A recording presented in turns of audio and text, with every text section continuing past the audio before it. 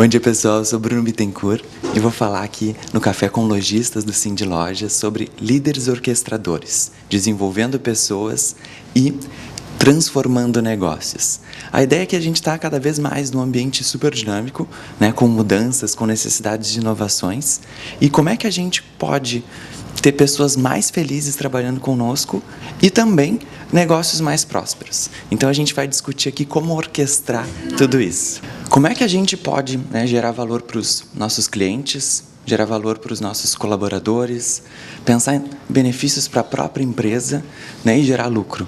Então são várias questões que parecem muitas vezes antagônicas, e a grande questão é como é que a gente pode orquestrar tudo isso, fazer uma geração de valor compartilhado, né? Pensar em inovações, em benefícios e também pessoas que estejam a fim de colaborar com isso. O que a gente percebe é que muitas coisas mudaram ao longo desses últimos anos, né? Então a gente tem novos tipos de negócios. Hoje os colaboradores querem coisas diferentes do que queriam há um tempo atrás. O perfil do consumidor mudou também e o perfil da liderança continuou o mesmo. Então, quando a gente pensa em líder, muitas vezes a gente pensa em tomada de decisão, em responsabilidade, em planejamento, em controle, em entrega.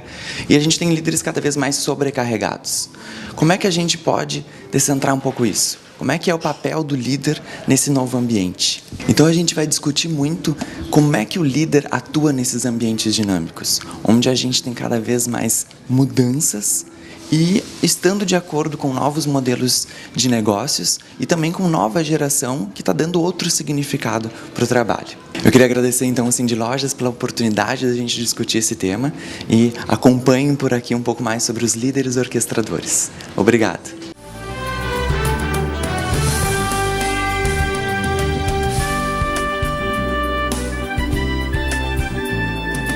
Olá, estamos aqui mais um Café com Lojistas do Cindy Lojas Porto Alegre. Hoje falando sobre liderança, que é um assunto do momento, que nós precisamos ter liderança. Nós precisamos de líderes que levem seus liderados para que façam ações, como o Cindy Lojas está fazendo. Nós pensamos muito aqui no Cindy Lojas em fazer capacitação, em trazer para o nosso associado, o nosso lojista, que ele entenda o que precisa fazer no seu negócio. Nós temos cursos, temos uma série de ações voltadas para o lojista. E hoje, nessa palestra, com o Bruno Bittencourt, nós vamos falar sobre liderança. Liderança, o que as pessoas têm que entender é que liderar é trazer junto as pessoas com que trabalham com ele. Se você tem uma empresa e nessa empresa você quer fazer tudo sozinho, não consegue. Agora, trazendo para si o seu corpo de colaboradores e enganjando no seu negócio, você terá certamente um crescimento. A sua ideia, o seu negócio, a sua operação vai para frente. Por isso, participe do Cindy Lojas, venham participar das nossas ações, fazer networking com esse pessoal que está aqui, progredindo, pensando num Brasil de futuro, com ocasião, com otimismo, que é o que nós vemos pela frente. Faça seu negócio dar certo. Procure o Cindy Lojas. Dia 28, 29 e 30 de maio, nós teremos a FBV no Teatro do SESI, na Fiergs, com abertura como o Luciano Hang da Van. Reserve o seu espaço, reserve o seu lugar, participe da FBV, um mundo de novidades do varejo.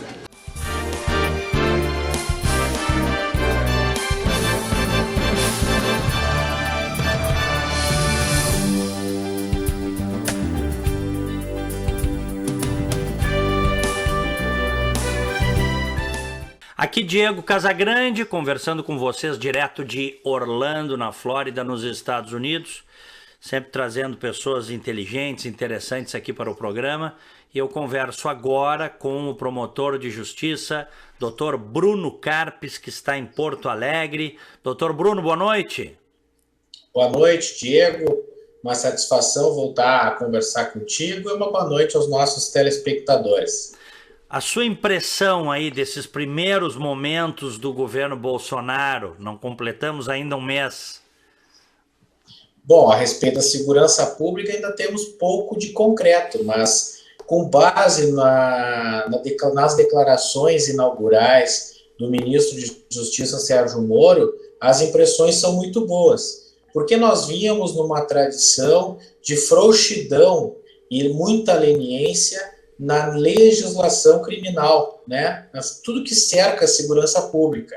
E a sinalização, por exemplo, do fim da progressão de regime para quem integrar a organização criminosa, que hoje, na verdade, Diego, às vezes faltam provas, mas, na verdade, nós sabemos que a grande maioria dos criminosos pertencem, direta ou indiretamente, a alguma organização criminosa. Né? Nesse ponto, eu, por exemplo, sou radicalmente contra o sistema progressivo. Eu acho que o sistema progressivo ele é atrasado, ele coloca em primeiro plano o que é o fim imediato da pena e não imediato, que é a chamada ressocialização, que eu prefiro chamar de uma reintegração, algo que ligue mais ao indivíduo, porque o indivíduo só vai deixar de largar o crime se ele tomar essa decisão, que é sempre racional, né? Então,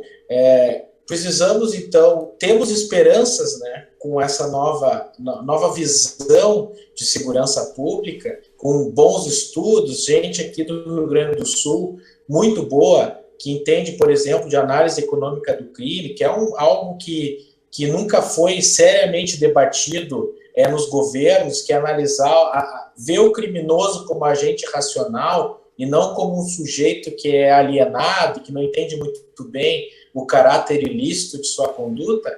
Eu acho que o discurso tem vindo bem. Agora vamos esperar, né, vai ver o que virá no pacote. E o governo tem desafios imensos, porque nós temos hoje no Brasil uma mentalidade que vê o processo penal não como uma proteção social, mas sim com o seu principal objetivo, a proteção de garantias do réu, né? Quando devia haver um equilíbrio sempre entre a proteção da sociedade e a proteção do réu, que também é um cidadão. Então se dá uma interpretação de garantias que extrapolam os países que têm tradição muito mais liberal que a nossa, né? Mostrando assim um certo desequilíbrio. Além disso, por exemplo, acho que eu não desconheço outro caso em outro país que o seu Supremo considere o sistema progressivo como único constitucionalmente possível, porque quando ele já afirmou algumas vezes, em outras configurações, nessa nova configuração nunca foi testada, de que não se poderia terminar com o sistema progressivo com base no princípio da individualização da pena. Só que esse princípio advém, né, desde o tempo do direito romano, que é dar a pena conforme a sua culpa. Não tem a ver com a política criminal. Escolher um sistema progressivo, isso é questão de política criminal que devia ficar ao largo do poder judiciário. Isso é matéria do poder legislativo. Então, nesse caso, eu vejo nessa visão deturpada, a meu ver, do princípio da individualização da pena, acaba o poder judiciário fazendo política criminal. E isso, num sistema tripartite de poderes, não deveria acontecer. Claro. O discurso do juiz Sérgio Moro foi uma coisa realmente espetacular. Ele conhece muito, ele sabe muito, né? Ele é um estudioso, ele é um técnico, ele é também um patriota, alguém que quer fazer a coisa certa. A questão é o seguinte, né? Por onde começar? O Brasil está muito esculhambado e vem sendo, né, doutor Bruno Carpes, esculhambado há muito tempo, há décadas. O Brasil é mais ou menos como a Alemanha ou o Japão pós-Segunda Guerra. Nós precisaríamos de um super plano Marshall aqui, né? Exato. Só que a gente vai ter muitas resistências para mudar, inclusive as coisas que estão erradas. Por isso que eu propus esse questionamento aqui para o senhor. Como fazer a criminalidade cair no Brasil? Diego, nós temos que lembrar sempre que o fenômeno criminoso ele é multifatorial. Nunca se vai explicar o fenômeno por um enfoque apenas. Sempre que se fala, eu vejo assim, veio o enfoque da educação, isso é um fator que permeia o fenômeno criminoso, ele jamais explica, porque se o fato de não se ter educação gerasse criminalidade, o século XIX, onde a grande maioria das pessoas eram analfabetas, seria um século onde teria muito mais crimes que o século XX, e não é isso que se verifica, né? Nós vivemos uma criminalidade em massa que o Brasil nunca teve, em termos tão grandes. Então, e aconteceu no Brasil, houve uma derrocada do sistema judicial criminal como um todo. E o que é o sistema judicial criminal como um todo? É o sistema de polícia investigativa, é o processo penal em si, a persecução penal, e o sistema prisional, a execução da pena. Tudo foi solapado no Brasil. Nós tivemos o sucateamento das polícias, por exemplo, Diego, é um dado que não é falado.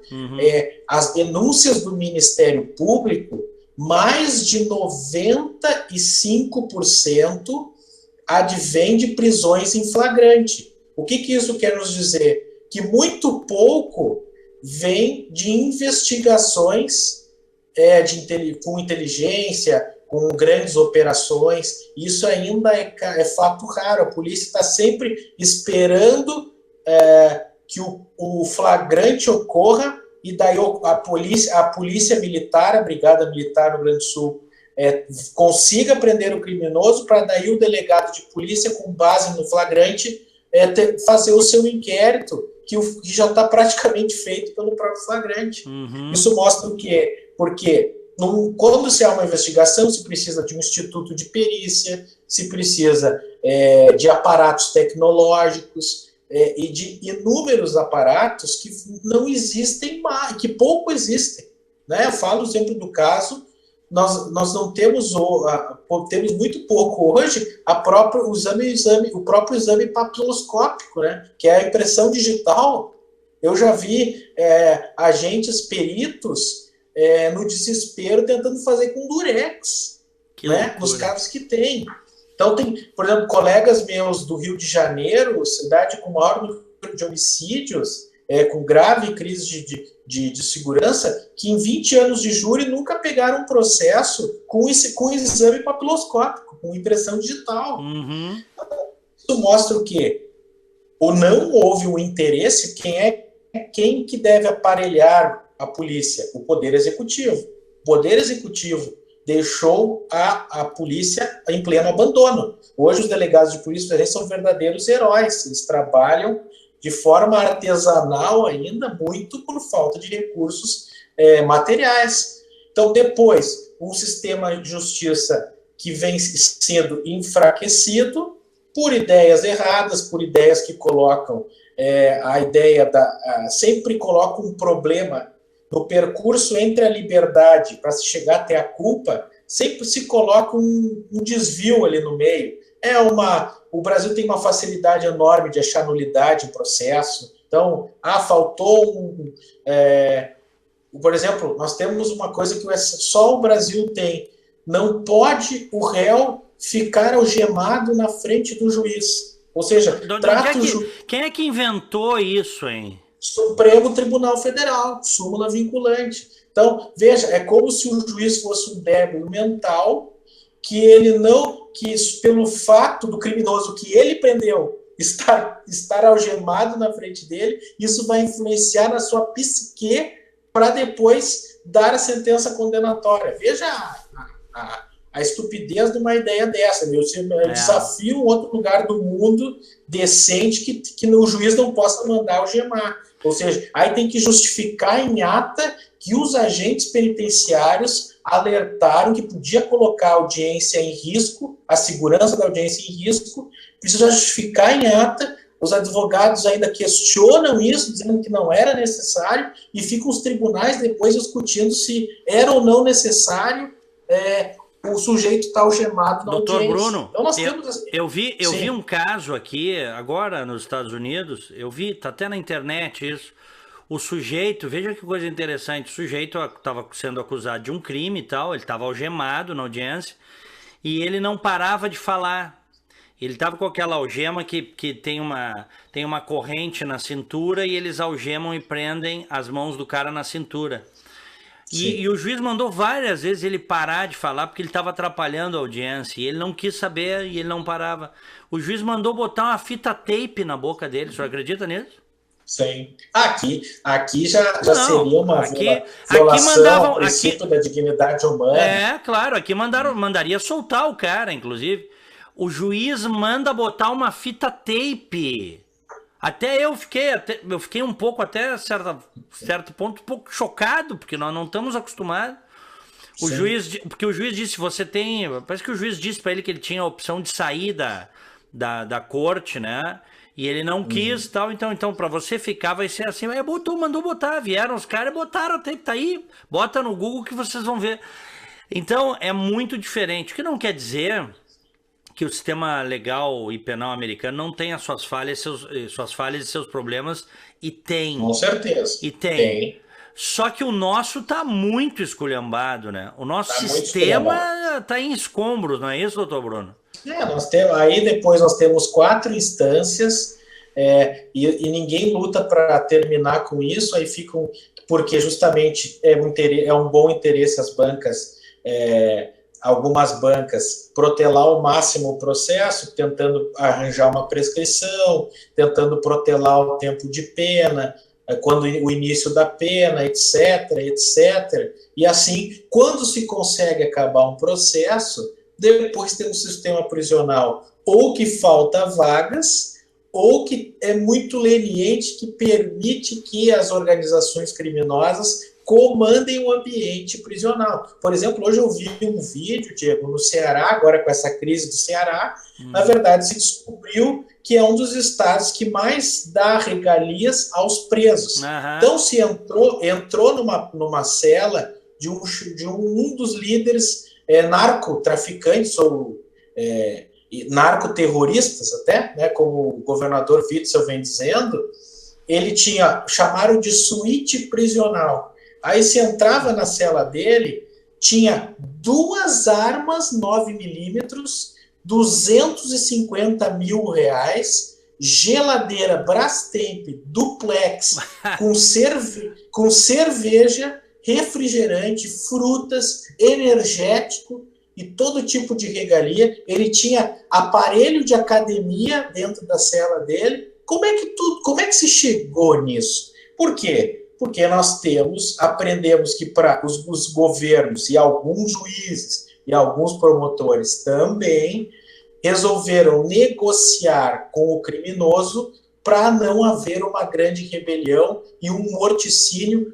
dentro da área do Estado. Ou seja, o que o Estado está dizendo? Aqui no meu espaço de território, mortes não podem acontecer e nós vamos negociar. Agora, lá na rua, o problema é da sociedade, do território, das pessoas que moram no território que vocês dominam. Aí não é problema aqui do nosso sistema prisional, é um problema que é terceirizado. Vejam como se desvirtuou o papel do Estado nessa questão. Né? Porque, assim, até os liberais mais ferrenhos, que não querem pouca intervenção do Estado, concordam que se algo que não dá para abrir mão do Estado é o sistema de persecução penal. Sem dúvida. Né? Então, é algo que, assim, digamos, 95%, se for fazer uma pesquisa, 95% da sociedade jamais abriria a mão que o Estado abdicasse da proteção através do sistema penal, né, do sistema de penas.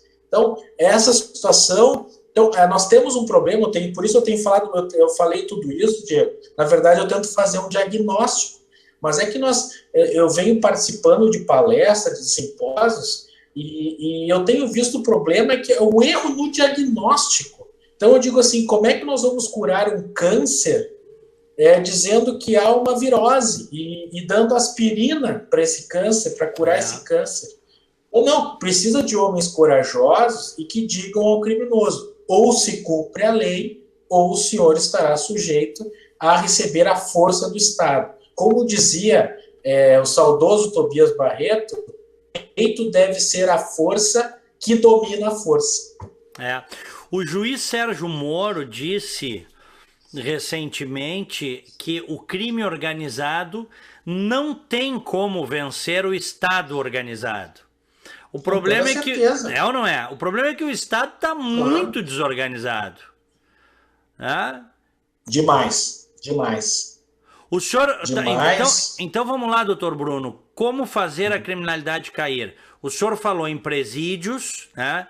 Tem que construir presídios. Nós precisamos, por exemplo, em todos os estados, ter estabelecimentos apenas de RDD, o regime disciplinar diferenciado. Tá. Ou seja, essa coisa, o Rio Grande do Sul tem que fazer uma grande operação para deslocar chefes de organizações criminosas para outros estados que têm presídios federais. Não, todo o estado deveria ter um presídio, uma penitenciária só para RDDs, ou seja, celas individuais ou no máximo com 2, em sistema totalmente fechado, sem contato com o mundo externo, com parlatório, até com o advogado. Se está condenado definitivamente, deve ter um tratamento diferenciado. Ele não vai falar com o advogado mais para discutir as questões do seu processo, ele está condenado definitivamente.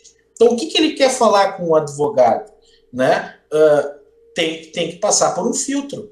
E sem contato físico, para não passar nenhum tipo de objeto e também não passar ordens. Porque o que nós temos? Sem esses grandes chefes perderem o contato com o mundo externo, nós não temos como tirar a sua influência no mundo externo. Então, eles continuam cometendo crimes enquanto estão presos, ou seja, como mandantes. Então, isso tem que terminar. Isso é através do regime disciplinar diferenciado. Também aparelhar a polícia, os órgãos periciais, né, com recursos humanos, recursos materiais, fazer uma reforma ampla no processo penal, por exemplo, aproveitar essa famigerada audiência de custódia, que é uma vergonha, porque o que uma coisa que a audiência de custódia comprovou que dá para fazer? Tornar o nosso procedimento mais célere. Porque se o juiz tem que marcar uma audiência para ele em 24 horas obrigatoriamente, por que não pode marcar em 5, 10 dias uma audiência de instrução de um flagrante, por exemplo, onde as testemunhas estão com o relato quente na memória, as vítimas ainda estão com a indignação, com o calor da injustiça que sofreram, e logo depois serão liberadas para esquecer daquele crime rapidamente, né? Como em países mais decentes. Nós podemos, então, fazer um procedimento sumaríssimo. Por exemplo, imagine uma condenação em 30 dias de alguém que cometeu um crime flagrante, foi preso em flagrante. Eu sempre conto a história do juiz em Quaraí que prendeu um uruguaio que cometeu o crime ali em Quaraí. E ele foi no presídio 20 dias depois e o uruguaio perguntava a ele: doutor, e a minha condenação? Porque no Uruguai a condenação vem rápida quando é preso em flagrante. E aí o juiz tentando explicar para ele que sequer havia uma denúncia formalizada contra ele. Ele estava preso ainda sem o processo ter iniciado. Vejam, e o Uruguai não entende. Não, quer dizer que eu vou ficar preso assim, sem saber a minha sentença, quanto tempo eu vou ter que cumprir, afinal, etc. Então, vejam. Vejam quantas coisas nós temos que mudar, né, Diego? Então, a principal reforma legislativa para mim é o sistema de penas. Sistema de penas. Nós temos que tornar o sistema penal, o crime não pode mais compensar, não pode mais ser um convite ao criminoso. E parar também com a questão de achar que crime pequeno deve ser punido com pena alternativa. É melhor cumprir em 15, 30 dias de prisão, isso está comprovado nos Estados Unidos, com a lei da tolerância zero, que é a teoria das janelas quebradas, do que um processo moroso que vai gerar uma condenação estapafúrdia, que é de 1 mês cumprindo 7 horas por semana de prestação de serviço à comunidade, que geralmente é ficar dentro de um órgão público para ajudar em algum serviço burocrático. Então, eles dão, então é o seguinte, eles dão risada da cara do cidadão de bem. Exato. Porque com essas penalizações aí que o senhor explicou, na boa, isso não contém o crime em lugar nenhum do mundo. Não contém isso. Quando se conta, eu contei isso pro chefe de polícia de Los Angeles, ele achava que eu estava me expressando mal em inglês, que eu estava fazendo alguma coisa errada. Eles não acreditam, eles realmente não acreditam. É por isso que o Brasil... Então, por isso que o Brasil, infelizmente, é um país conhecido no mundo só pelo carnaval e pelas bundas das mulheres dançando na beira da praia e na escola de samba e pelo futebol. Porque... E como paraíso de criminosos, né? Paraíso da bandidagem. Estrangeiros já vieram para cá porque sabem que aqui terão guarida. O último caso é o Batiste, né? Exatamente, que foi, olha, a Bolívia nos deu uma bufetada na cara, a Bolívia, hein? Extraditou rapidinho o cara, né? E Diego, pegando o gancho, uma coisa que foi falada pelo Sérgio Moro é o chamado, tecnicamente, nos Estados Unidos, de plea agreement, né? Que é conhecido pelo jargão de plea bargaining, né? Que seria a barganha entre a defesa e a acusação, etc. Eu, nos moldes atuais do processo penal brasileiro, sou contra. Porque, imagine, nós com esse sistema penal tão frouxo, o promotor ainda vai ter que negociar com o criminoso e com a defesa uma pena mais frouxa do que em abstrato ele vai ter. Então, e pior... Isso aí, hein, doutor Bruno? Isso aí só funciona... desculpa abrir um parênteses aí, isso aí só funciona se você tem penas duras. Aí o bandido vai olhar e vai dizer assim, bom, é negócio fazer um acordo. Né? Exato. E na real situação eu digo o seguinte, não vai ser sequer interesse da defesa fazer um acordo, porque por que eu vou cumprir logo essa pena se eu posso tentar cavar uma prescrição, cavar uma nulidade, se eu posso arrastar esse processo por anos, etc. E depois, se vai gerar, digamos, uma prestação pecuniária, que é uma das penas alternativas, é pagar uma multa, 2 salários mínimos. E ele pode dizer assim, ele pode dizer o seguinte para o seu cliente, o advogado bem instruído e conhecedor do sistema, olha, é melhor tu já reservar esse dinheiro, colocar numa aplicação para pagar daqui 5, 6 anos, e ainda por cima tu vai até ganhar um dinheirinho com essa aplicação, porque tu vai ganhar mais do que a correção monetária do salário mínimo de agora, que tu vai ter que pagar depois. Doutor Bruno Carpes, promotor de justiça, sempre uma grande satisfação conversar com um amigo. Enfim, vamos conversar mais vezes aqui na internet também, no rádio, sempre uma satisfação. Obrigado. Com toda certeza, Diego, a segurança pública envolve inúmeros fatores e conforme os projetos forem surgindo, os debates virão e nós podemos aí, quem sabe, contribuir para clarear essas questões que o cidadão quer saber, afinal, como vai ser as punições para os criminosos, porque o cidadão brasileiro não aguenta mais tanto criminoso na rua.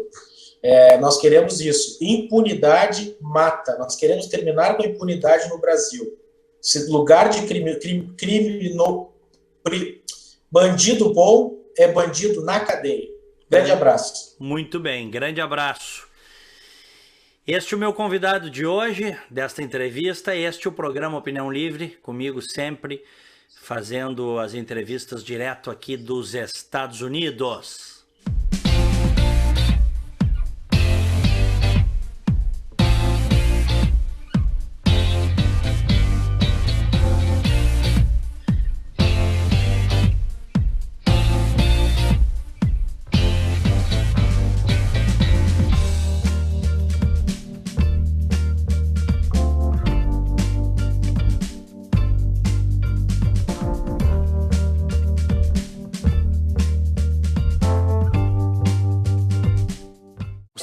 Fê Comércio RS apresenta a energia que circula, o clima que vira, a força que rola, o aperto que passa, a ideia que troca, a gente que toca, o desejo que anda, o tanto que gera, a vida que gira.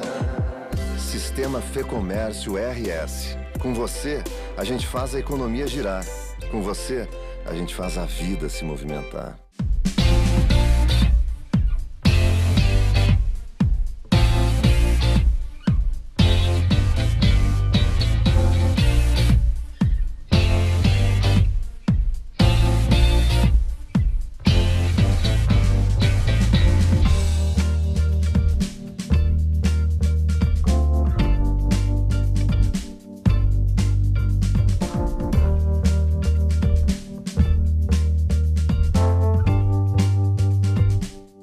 Aqui Diego Casagrande, falando direto de Orlando, na Flórida, nos Estados Unidos, para o programa Opinião Livre. Eu tenho a satisfação de conversar agora, ele está em São Paulo, cientista político, professor, doutor, ativista. Paulo Moura, boa noite. Boa noite, Diego, boa noite aí a teus espectadores, é sempre um prazer aí falar para o teu programa. Igualmente, tudo bem? Mudaste então de mala e cuia para São Paulo, para a verdadeira capital do Brasil. Isso, já estou aqui faz 1 ano e 8 meses, né? Já na batalha por aqui, embora tenha com frequência ido a Porto Alegre, tenho viajado bastante, mas circulado pelo Brasil aí, na campanha eleitoral tive alguma atividade aí por Porto Alegre, tenho ido com frequência, meu filho está por aí, então estou circulando com frequência, mas a base é São Paulo. Muito bem. Paulo, antes da gente entrar no tópico dessa entrevista, desse bate-papo contigo, que são os primeiros dias, aí, as primeiras 2 semanas, sobretudo do governo Jair Bolsonaro, conta um pouquinho sobre o teu filme, que foi um filme muito bem acabado, muito bem trabalhado, que tu fizesse com o Beto Souza, sobre as manifestações, foi aquele movimento cívico espetacular que todos nós tivemos presentes, que culminou com o impeachment da senhora Dilma Rousseff. O documentário chama-se Impeachment, o Brasil. Quem quiser assistir, ele está disponível no Now, da NET, e agora, mais recentemente, ele entrou no Google Play. Tá? Então, ele pode ser assistido pela internet. No Google Play ele pode ser alugado por R$6 e pouco, pode ser comprado por R$7 e pouco, tá? Uhum. E pode ser comprado em HD, inclusive você faz o download no notebook, pode assistir. Ele busca, né, a memória daquele movimento e tinha como foco basicamente comprovar que o impeachment foi um movimento legal, constitucional, que foi uma demanda democrática do povo brasileiro, né? E eu fiz o filme em parceria com o Beto Souza. A gente conseguiu a doação de muitas imagens de ativistas do movimento do impeachment. Entrevistamos praticamente algumas das principais lideranças do movimento, os principais juristas que conduziram a defesa do movimento lá junto ao Congresso Nacional, e pegamos imagens de arquivo das votações do processo do impeachment na Câmara dos Deputados e no Senado, e pegamos aí um primeiro time de analistas políticos, sociais e econômicos, e conseguimos fazer um produto de 1 hora de alta qualidade. E ele está legendado também em inglês e em espanhol, né? No caso da versão que está no Google Play. Uhum. Pode ser também por espectadores de qualquer parte do mundo, né? E pelo menos assim, o retorno que a gente tem tido de quem assiste é muito interessante, e ficou aí um documento, um registro histórico desse período importante da história do Brasil, né? Praticamente a história desse movimento contado por quem protagonizou o impeachment da Dilma nas ruas, né? Eu participei do movimento e num determinado momento ali eu cheguei à conclusão que a gente tinha que se apropriar da história do movimento, contar a história sob o nosso ponto de vista, e conseguimos um bom resultado.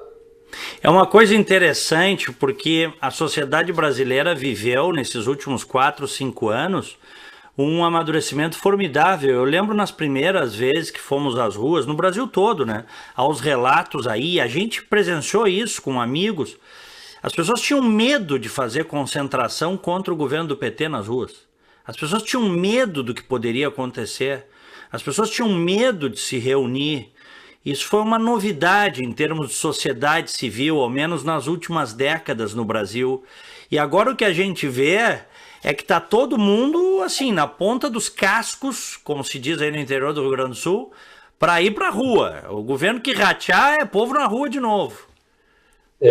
Sabe, gente, foi uma coisa muito interessante, porque quando eu fiz as entrevistas, né, era uma coisa muito curiosa, porque a gente ouvia histórias muito parecidas, né, dos ativistas de diferentes lugares do Brasil. Isso que tu acabaste de dizer, brotava da boca de todo mundo histórias muito iguais. Eles diziam assim: quando a gente começou, nós éramos poucos, era assim, 10, 12, 15, 20 pessoas saindo para a rua, gente que não se conhecia, gente que se encontrava na rua e fazia as manifestações muito pequenas, de repente foi crescendo, crescendo, e a gente não acreditava quando via, de repente, aqueles grupos pequenos se transformando em milhares de pessoas e daqui a pouco milhões. Quer dizer, eram histórias muito parecidas acontecendo e brotando em todas as cidades do Brasil, né? E de repente, quando a gente viu, nós fomos vitoriosos, né? Derrubamos o governo do PT, botando milhões de pessoas nas ruas e lutando, inclusive, contra os políticos tradicionais, né? Uma coisa que foi muito cansativo, né? Porque em 2015 nós botamos alguns milhões de pessoas nas ruas, achamos que ia derrubar, e o movimento e o sistema político contrariando a gente não derrubava, e a gente foi em 2016 duplicar, triplicar a quantidade de pessoas na rua, para aí sim os políticos entenderem que se eles não destituíssem a presidente, nós íamos de novo para a rua, íamos duplicar e triplicar até que derrubasse. Uma coisa assim extenuante, foi muito para as pessoas, muita gente perdeu emprego, muita gente quebrou suas empresas e de tanto empenho, de tanta dedicação que botou na causa, né, de salvar o Brasil dessa esquerda corrupta que destruiu o país, destruiu a economia brasileira, botou 14 milhões de brasileiros no desemprego, quebrou empresas, saqueou o Estado brasileiro, né? Mas felizmente fomos vitoriosos. Na sequência, elegemos o presidente Bolsonaro e agora estamos na curva ascendente aí da recuperação do Brasil e da construção aí de um novo momento na história brasileira, que é a continuação daquele processo que começou lá em 2013, teve um grande momento com a destituição da Dilma, né, da derrubada do governo, e agora estamos arrancando aí para a construção de um novo momento na história do Brasil. Bom, então vamos falar do governo Bolsonaro. Na tua opinião, como é que foram aí, como é que está sendo essa arrancada, como é que foram esses primeiros dias? Tu estás otimista? Fala para nós. Eu estou bastante otimista, assim, apesar dessa bateção de cabeça, desse começo um pouco errático, né? Eu acho natural o que aconteceu, né? Quer dizer, primeiro eu costumo dizer assim que o governo ele é uma expressão, todo governo ele é um pouco a expressão da campanha eleitoral. E a campanha do presidente Bolsonaro ela sempre foi um pouco errática, né? Ela sempre houve mais e vens, essa bateção de cabeça, recuos, né? Esses ditos e não ditos sempre fizeram parte da campanha e eles acompanham esse início de governo. Se a gente fizer uma retrospectiva dos períodos iniciais de todos os governos recentes desse período democrático do Brasil, nós vamos constatar que esse tipo de coisa aconteceu, né, como está acontecendo agora. Porque o governo está iniciando e é preciso que haja uma acomodação ali das pessoas, dos cargos, até que uma certa coordenação política aconteça, né? E as pessoas começaram a falar que o governo tem problemas de comunicação. Não é que não tenha, né? Mas o problema original ali é um problema de coordenação política entre o presidente e os ministros, dos ministros entre si, né? E esse ajuste está acontecendo ali. Já houve uma reunião do presidente com o ministro Onix, o ministro Paulo Guedes, para que haja um ajuste ali sobre como é que vai ficar a reforma da Previdência, quem fala, né? E como se fala e o que se fala. Agora, né, ontem foi escolhido aí anunciado um general para ser o porta-voz, né? O presidente Bolsonaro também tem uma característica pessoal de que ele se constituiu como deputado procurando insistentemente os microfones da imprensa, porque a sua trajetória, a sua projeção pública aconteceu como um deputado polêmico que se projetou na opinião pública com declarações polêmicas. Agora a sua condição mudou, ele é o presidente da República, né? Então há momentos em que convém a ele nada a declarar, né? Não é sempre que o presidente da República tem que se pronunciar, às vezes ele não tem que se pronunciar, e eu acho que ele deve estar conversando ali com os seus conselheiros, especialmente com o general Heleno, experiente, que lida bem com a imprensa e com a opinião pública e vai, aos poucos, aprendendo a lidar com essa situação. Agora que tem um porta-voz, né? Então, às vezes, é a hora do porta-voz falar, às vezes não tem que falar nada, às vezes é a hora de um ministro ou outro falar, dependendo de qual é o assunto, né? E que esse tipo de desencontro, de bateção de cabeça que a gente viu nas primeiras semanas vai se amenizar e a gente vai ver o curso dos acontecimentos aí se normalizar né, e vamos ver as coisas acontecerem como em todos os governos aí de forma positiva. Bom, o Ministério, na verdade, inicialmente o presidente Bolsonaro, durante toda a campanha, falava, e até antes, que não precisavam tantos ministérios, podia ficar com 15, acabamos em 22, mas já é menos do que os 29 que tinha, né? Era 29 que tinha. E a gente sabe que o poder, para se governar, há que se fazer concessões dos dois lados, né? Quer dizer, o Bolsonaro, que foi eleito, ele tem como, num sistema democrático, professor Paulo Moura, e aí eu gostaria que o senhor aprofundasse nisso, manter o mesmo perfil, o mesmo padrão de crítica, a mesma incisividade de quando ele era oposição e fazia as críticas aos governos petistas e até ao governo do Temer? Bom, só chamar a atenção aqui, o Banco Central, no momento em que o Congresso aprovar a independência, e ele será um Banco Central independente, ele tem status de ministério, e a Advocacia Geral da União também perderá status de ministério, portanto serão 20, né? Então não serão os 15 lá anunciados no discurso eleitoral, mas é uma redução expressiva, né? Bastante interessante, né? E eu acredito que, de certa forma, o presidente não terá aquela contundência, mas não deixará de ser, não deixará de ter a personalidade que ele tem, né? Tem revelado, nesse momento, críticas interessantes ao PT, por exemplo, né? Agora, no episódio da devolução do terrorista aí, Cesare Battisti à Itália, deu uma chapuletada significativa no Partido dos Trabalhadores, né? E não acredito que ele vai deixar de fazer críticas expressivas aos seus adversários. Também agora no episódio da exoneração da presidente do INEP, né?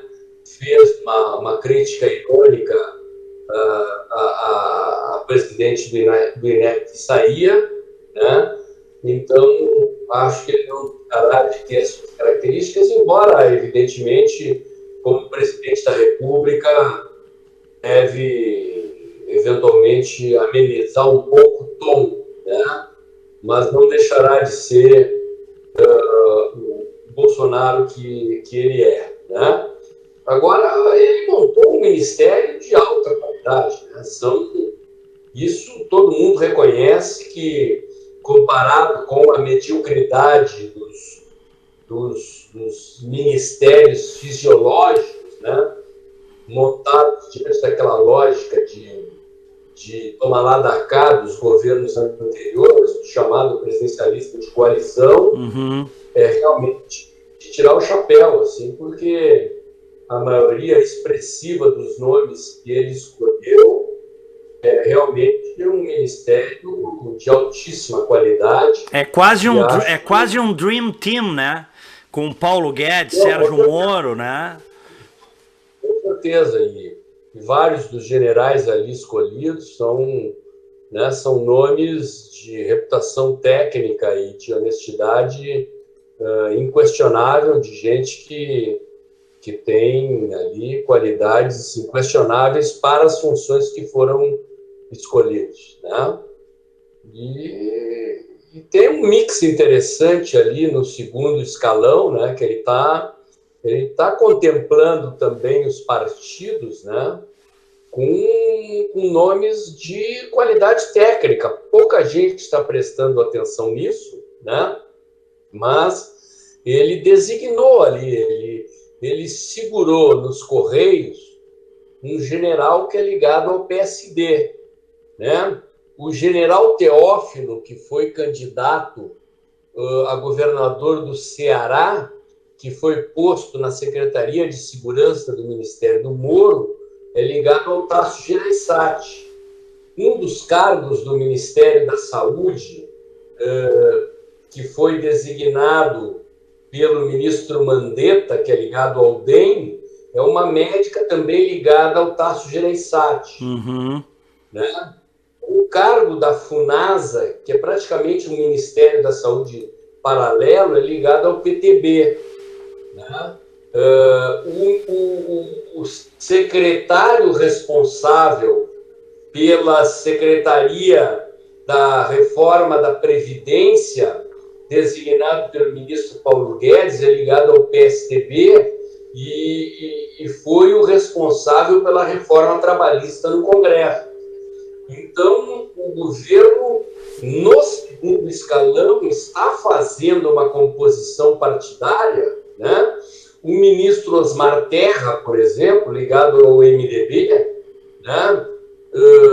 É um ministro que tem conhecimento de causa na área social, na área do combate às drogas, por exemplo, um ministro contrário à legalização das drogas, né?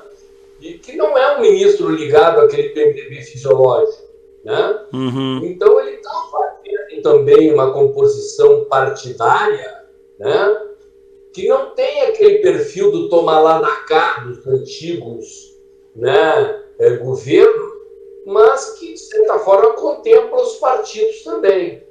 Então, tem aquele lado da composição partidária, né, tem os 3 ministros do DEM, né, que é o Mandetta, a ministra da Agricultura, e o Onix, né, e esses nomes que eu citei no segundo escalão, e esse Dream Team que a gente, né, se referia aqui, que são os generais, o ministro Guedes, né, e o Moro, né, e mais alguns militares de alta patente ali nos ministérios chaves, como o ministro da Energia, né, e alguns outros generais, aí, almirantes bem posicionados em cargos técnicos do governo, que, olha, eu acho que apontam ali uma perspectiva bastante otimista para a produção de resultados para o país, né? Para um bom andamento do governo e das reformas aí que a gente espera para esse primeiro ano e, eventualmente, para o andamento do governo aí, ao longo de todo o mandato do presidente. Paulo, na tua opinião, qual é a mãe de todas as reformas? Tem muita coisa, né? Não tem dúvida. Parece que o consenso é a reforma da Previdência. Da Previdência. Né? Se o governo aprova esta reforma, né, com um perfil uma boa perspectiva de impacto sobre o ajuste fiscal, né, ele aponta uma perspectiva de ajuste das contas públicas de médio e longo prazo que vai fazer o investimento estrangeiro vir correndo para o Brasil. Que é preciso que as pessoas considerem que a economia chinesa está desacelerando, que a economia mundial está desacelerando e o dinheiro está procurando um lugar para onde ir. Uhum. Então, se o Brasil ajustar suas contas, esse dinheiro vai vir correndo para cá, né? E a nossa demanda está reprimida, né? As empresas, a indústria brasileira está ociosa, está parada, o trabalhador brasileiro está precisando de emprego. Então, se a reforma da Previdência for bem feita, se as privatizações forem feitas, as concessões de rodovias, de portos e aeroportos, como estão sendo projetadas, forem feitas, o capital estrangeiro vai vir correndo para cá, num volume significativo, né, investimento produtivo, gerador de emprego, e o Brasil vai decolar, né? O Winston Ling, nosso amigo Winston Ling, empresário gaúcho, que foi quem apresentou o Paulo Guedes para o Bolsonaro, ele tem dito, hoje a base dele é na China, é um empresário que conhece bastante a China, né? E tem dito que o Brasil pode ser a nova China, né? Com a estagnação da economia chinesa, pelo menos a retração da economia chinesa, ele tem dito que se se comportar direitinho, fizer essas reformas que o Paulo Guedes está encaminhando, que o Brasil vai ser a nova China da economia mundial. Sim, mas Paulo, mas aí tem que fazer uma reforma do capitalismo brasileiro, que é um capitalismo arcaico, que trava o empreendedorismo, é uma reforma mais profunda do que a reforma da Previdência, uma reforma sistêmica. Exatamente, que envolve amplas privatizações, que envolve uma profunda redução da carga tributária, que envolve um amplo pacote de privatizações, né, e de desregulamentação. Você tem que facilitar o empreendedorismo no Brasil, facilitar a vida dos empresários, né? Mas o presidente Bolsonaro tem sido muito claro, muito enfático nesse aspecto de facilitar a vida do empreendedor, né? Baratear o emprego, facilitar a vida do empregador, né? Tornar a geração de emprego mais fácil, né? Então, acredito que isso está nos planos do presidente Bolsonaro, né? E que se o Congresso brasileiro entender que a reforma da Previdência ela é popular, né? Existe um erro da imprensa brasileira e dos políticos brasileiros em afirmar que a reforma da Previdência é impopular, né? Na verdade, a reforma da Previdência é popular na medida em que ela vai garantir que haverá previdência social para os brasileiros. Na medida em que ela vai permitir que brasileiros hoje que vivem na informalidade e que não estão dentro do sistema previdenciário vão poder ter aposentadoria. Uhum. Né? Que essa aposentadoria que está quebrada e que, se ela não for consertada, as pessoas não têm garantia que terão aposentadoria, passarão a ter garantia de aposentadoria, Uhum. né? Isto é popular, não é impopular. Claro. Né? E que existe uma camada hoje de funcionários públicos que se aposenta cedo ganhando muito, né? Lógico, para esses a reforma é impopular. Isso tem que acabar. A Previdência tem que ser igual para todos. Perfeito. Cientista político, professor, doutor, ativista, cineasta, Paulo Moura, né? Porque virou cineasta também, né? Fez o... Estou com outros projetos aí, Diego. Vou te dar o fundo, tá? Assim que a gente resolver os problemas de captação aí, estamos com outros projetos aí na área do audiovisual e vamos Vamos anunciar. Te dou o furo assim que a gente tiver resolvido os problemas de captação e de financiamento. Vai ser o primeiro a saber. Combinado, combinadíssimo. Paulo Moura, obrigado pelo papo, obrigado pela entrevista. Ok, estamos aí à disposição. Se precisar, é só chamar. Valeu. Este, o programa Opinião Livre, comigo aqui, direto dos Estados Unidos, sempre com ótimos entrevistados.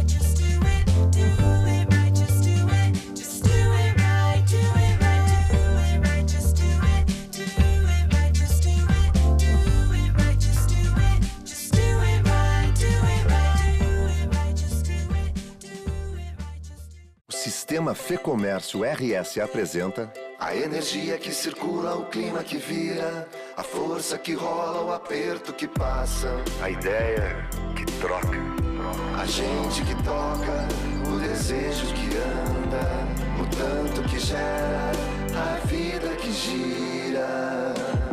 Sistema Fecomércio RS. Com você, a gente faz a economia girar. Com você, a gente faz a vida se movimentar.